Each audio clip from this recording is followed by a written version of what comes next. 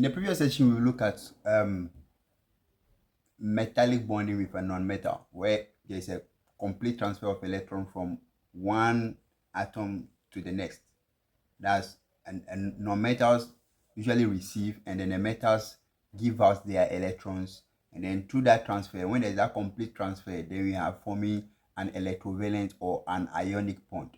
That's between a metal and non-metal. So is it possible that only non-metals combine? That's what we want to tackle in this time. This time we are going to look at only non-metals bonding among themselves. How do they do that? If all non-metals are seeking electrons, all of them want to receive electrons, then are they possible to combine themselves? For example, carbon dioxide. If you have carbon dioxide, for example, let me say in carbon dioxide we have CO2. CO2 is a gas, right, that we know most common, right? Carbon dioxide is made up of carbon and oxygen, right? That's just carbon itself. All of them are non-metals. All of them are non-metals. By the example we looked earlier were like sodium chloride. Sodium chloride is a metal and a non-metal. So there's complete transfer of electrons and they receive it. But then for non-metal, how do they combine? Before we do that, I want to show you something about the Lewis structure, the Lewis representation of atoms. So if you have carbon, carbon is in which group? 4, right? So the valence electrons will be 4. Basically there will be 4 on the valence shell. On the valence shell there will be 4 electrons. So those 4 electrons are represented around this 2 on each side, 2. You see that they are this group 4, so it's just be 4. So I can do it 4 around it. So 1, 2, 3, 4, or however you want to do. So they are just representing the valence electrons on this. For oxygen, for example, oxygen is in group 6, so it's supposed to have like 6 electrons, right? Usually you put them in pairs, right? So for some reason, like right now, for illustration, let's just say, okay, the other 2 are pair 2, 2, and this one is 1, 1. Are we okay? Yeah. So that's how we are pairing now. Now this is the issue. The 2 of them want to receive electron. For the electron for the oxygen, right? Let me not use cross. If not, it will confuse us. So let me use dot. So 1 here, 1 here. And the carbon is the one with the cross, right? I just want to use that. All of them are non-metals, and this is what they have on their valence shell. The valence shell, this one has 4, and the valence shell of this one has 6. All the core shells or the core inner shells, we are not representing them because we told you that the most in electrons exchange, right? In attaining those stability, it is the valence shell that are involved, right? And the valence electrons on it. So how do they combine then? Now, they don't transfer their electrons, right?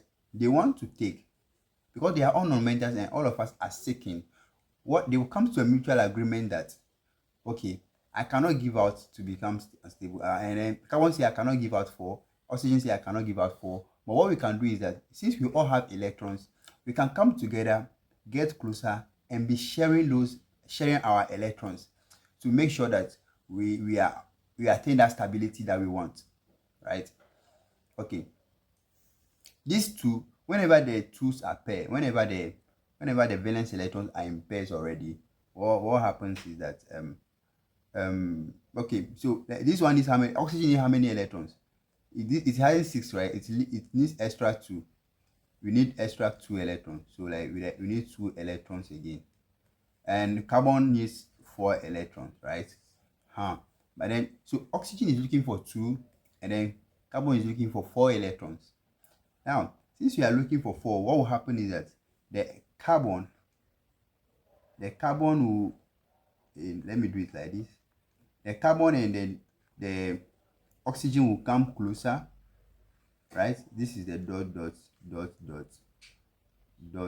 and dots. Okay, so now the oxygen will come closer because it needs 2, right? What it will do is that it will share this electron and this one with this 1 electron of the carbon, and also pair this one with this with 1 electron of the carbon. So the 2 of them become the owners of these electrons. So carbon now owns its own X electron and then the dot electron from the oxygen. and the oxygen also owns the same thing. So this one is like common property, a common ground for all of them to use. The same thing applies to these guys too. So they come together to share some electrons. Oxygen needs two, so oxygen will go and share two of its electrons with the other one, so that at the end of the day, this oxygen now, if you want to count the oxygen, the number of electrons on the valence of this oxygen now is 1 2 3 4 5 6, and the one that has been shared with it, that's 1 2 3 4 5 6 7 and 8. 7 and 8. So this oxygen now becomes stable now. Okay, but then the carbon now has how many? Carbon has 1 2 3 4, with the one that was shared with it, right? The 1 2 3 4 5 and 6, because this shared one become a possession of the two different species. Okay, so carbon here has how many electrons? 1 2 3 4, right? That's 4 plus 5 and 6, the one that has been shared with, that will become 6. But 6 electrons, we are still not stable, right? We are still not stable. You want to form bond with oxygen, you are still not stable.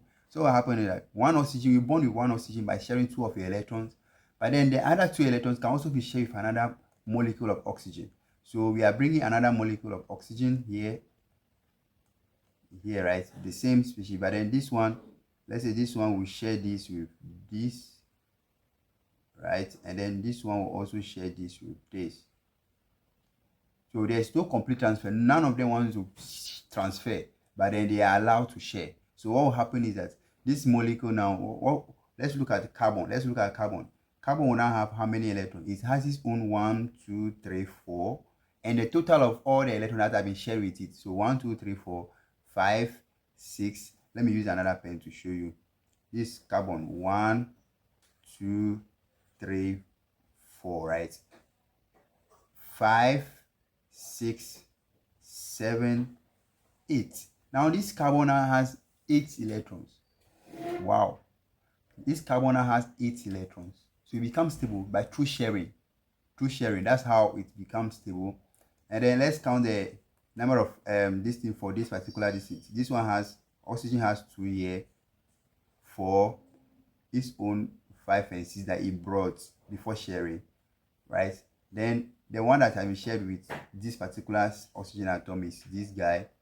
This one is also belonging to this, and this one is also belonging to this. So the oxygen now have 1 2 3 4 5 6 7 8. Oxygen is also stable.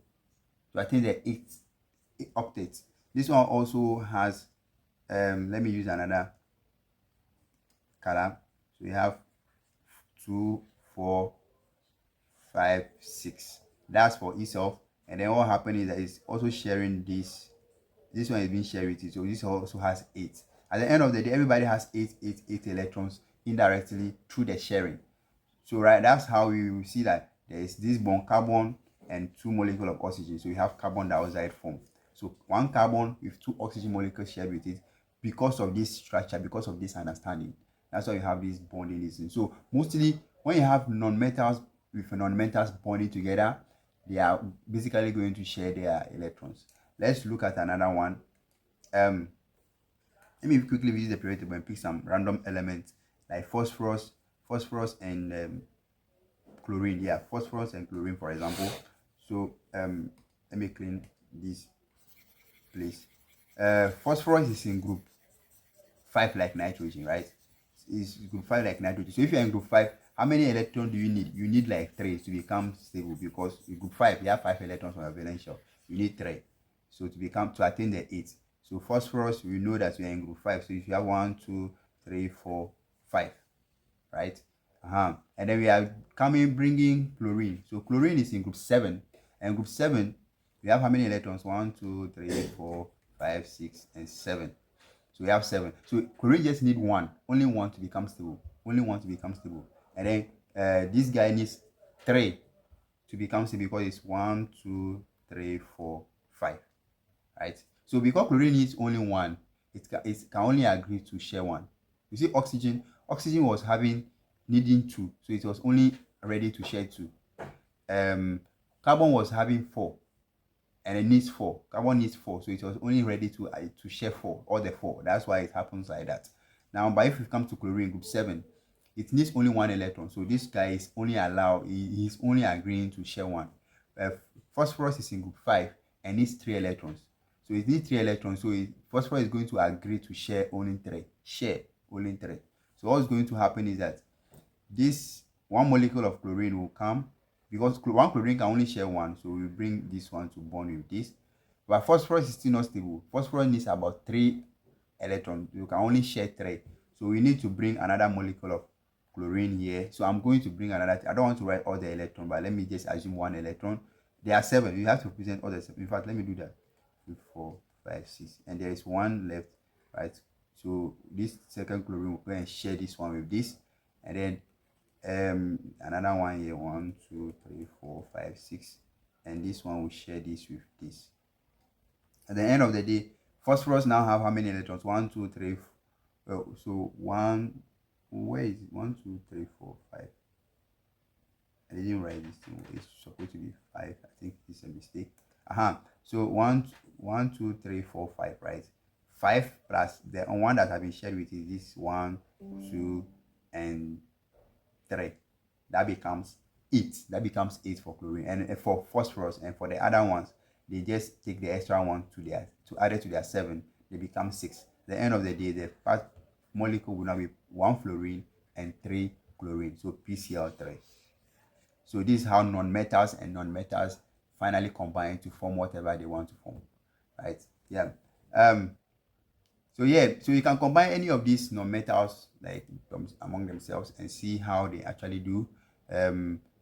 Make sure that what you are picking they are from different groups, right? They are from different groups.